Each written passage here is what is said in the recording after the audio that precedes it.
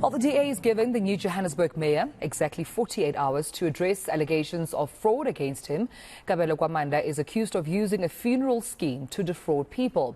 It's claimed investors in iThemba Lama Afrika were left out in the cold when it came time to claim. And eNCA's Pule Letshwiti-Jones joins us now for more. Pule, great to have you back, colleague. I mean, early on you had a conversation with Al Jamaah regarding these allegations and definitely disputing them as, I suppose, nothing more than just politicking by the DA. Definitely. Also saying that they conducted all due processes, which include vetting their candidates, in this case being Kabelo Gwamanda, saying that they are aware of these allegations that were brought by the Democratic Alliance Johannesburg caucus.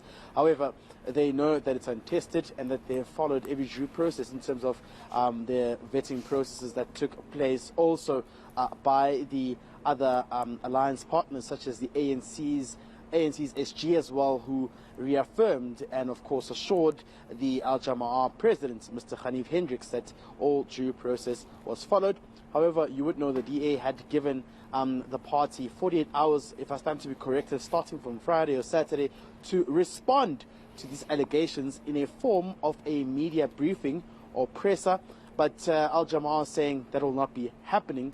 And in this case, we will find out whether the DA will be pressing charges against Mr. Gwamanda. We're joined by the former mayor of Johannesburg, Mpho Phalatse. Thank you very much for speaking to us, ma'am, this morning. So now these allegations have surfaced. Al Jamaah saying no press briefing that will be taking place. What's your reaction on that? It's quite disappointing. Mayor Gwamanda is a public representative. These allegations have come out in the public domain and they involve more than one individual. From what I understand, it's quite a lot of people who had invested in the scheme, particularly in the Protea area, Protea North, Protea South. Some private wardens, some prison wardens as well were involved. Some burial societies as well were involved, from what I hear. And it's only right for the mayor to then respond publicly, because this is now a matter of public interest. What are you going to be doing going forward? Are you pressing charges? Are you handing over these allegations to the SAPS? What's your next step from here onwards? Yes, so I understand my role. I'm a public representative, and when there was an outcry from people saying we invested money and we didn't get our money back, we reached out and said, how can we assist? We will be assisting people to press charges. They are busy organizing themselves and gathering the evidence, and the Democratic Alliance has already put systems in place to assist them with their affidavits and to ensure that the case is taken forward. Do we know when these charges will be pressed? Today, tomorrow, or when? Well, it all depends on how soon they can be ready. I am keeping in touch with them. I spoke to them even this morning, and they are still gathering the evidence. We now hear Al Jamaah is planning on, not pressing charges, but taking legal steps against you as well for accusing their mayor. Are you aware about this?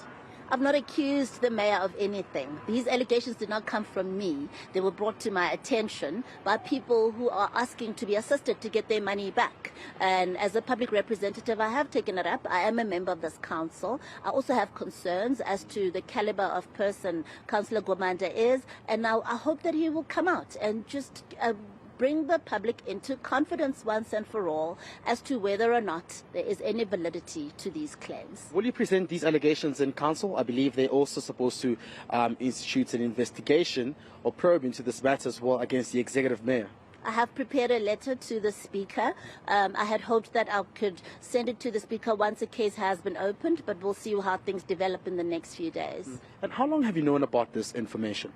I only found out actually on Saturday. So the whip of the DA was contacted on Friday night after the election of the mayor by one of our activists in the area who had shared who the mayor was in excitement, and the response they got was an outcry from people saying we're still waiting for our monies from the scheme that we invested in. So I only found out on Saturday, and I immediately got in touch with the affected individuals.